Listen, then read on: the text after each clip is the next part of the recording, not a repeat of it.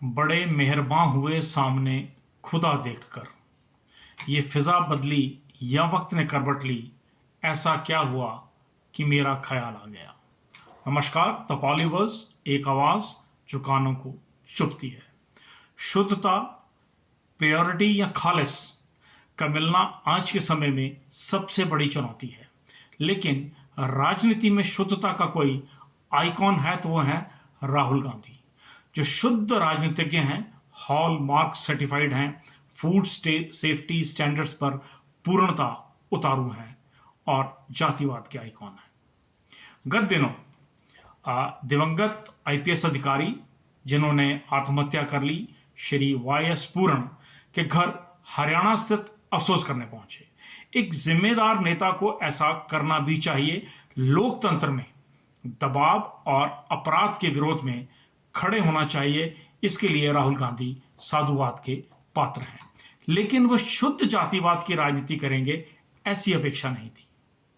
जिस परिवार में एक आईएएस अधिकारी हो, एक आईपीएस अधिकारी हो, एक इनकम टैक्स का अधिकारी हो, एक विधायक हो और आत्महत्या करने वाला स्वयं आईपीएस अधिकारी हो, श्रेष्ठ पद पर कार्यरत हो, वो शोषित कैसे हो सकता है?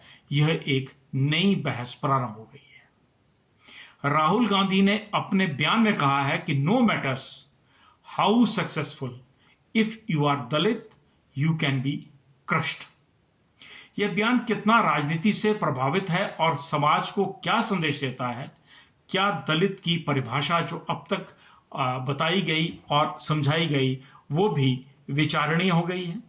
निर्बल, असहाय, अशिक्षित, कमजोर, आर्थिक तौर से, सामाजिक तौर से, मानसिक तौर से प्रताड़ित व्यक्ति को जातिगत शोषण के आधार पर शोषित, प्रताड़ित कहा जाता था, जो कानूनी दायरे में है।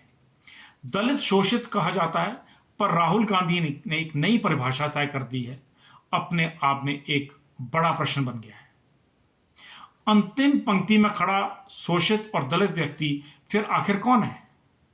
जो आर्थिक तौर से कमजोर है, ऊपर तक पहुंच नहीं है, कानून उसके पक्ष में है, लेकिन हैसियत से बाहर है।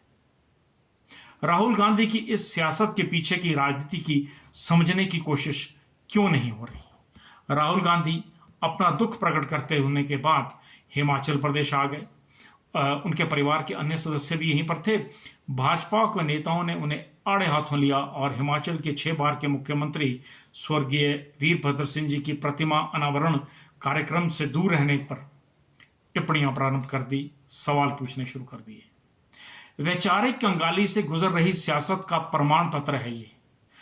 जबकि प्रश्न तो ये पूछना चाहिए था कि आप एक दलित के घर अफसोस करने गए तो आखिर हिमाचल प्रदेश के जनजातीय क्षेत्र के विमल नेगी के यहां क्यों नहीं गए?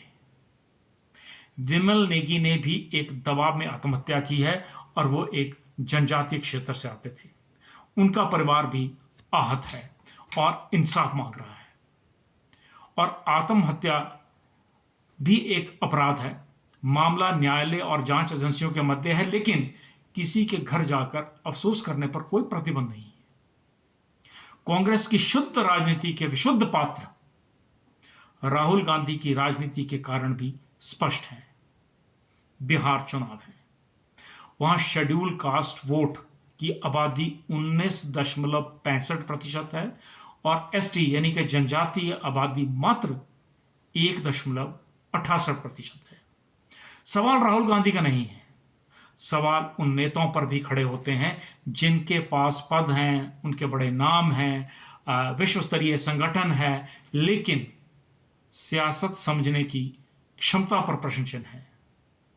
न्यायिक जांच दोनों आत्महत्याओं की होनी चाहिए, पारदर्शिता से होनी चाहिए, लेकिन ना तो राजनीतिक दबाव में होनी चाहिए, ना जाति के आधार पर होनी चाहिए। अपराधियों को सजा भी मिलनी चाहिए, सजा की प्रक्रिया तेज होनी चाहिए और जांच समयबद्ध होनी चाहिए। और इस पर अगर लोकसभा में भी चर्चा की आवश्यकता है तो चर्चा भी होनी चाहिए। आवश्यकता पड़ने पर कानून में प्रावधान भी होना चाहिए। न्याय हमारा मौलिक अधिकार है, नेताओं की कृपा दृष्टि पर नहीं, किसी की लाभ हानि के लिए नहीं। न्याय न्याय की तरह होना चाहिए। नमस्कार।